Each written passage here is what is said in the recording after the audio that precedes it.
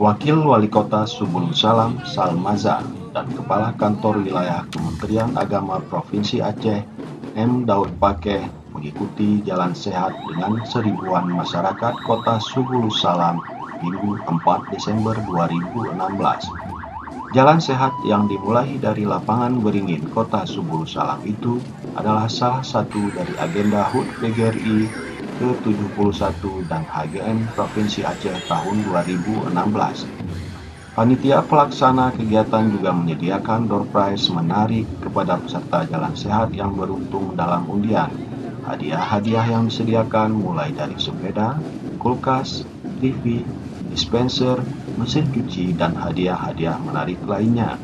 Jalan sehat tersebut juga dimeriahkan oleh Marching Band SMK Negeri 1 Simpang Kiri Kota Subul Salam. Kakanwil selaku Ketua Panitia Pelaksanaan HUT PGRI ke-71 dan HGN Provinsi Aceh tahun 2016 berterima kasih kepada seluruh warga Kota Subul Salam yang ikut andil meramaikan kegiatan tahunan tersebut.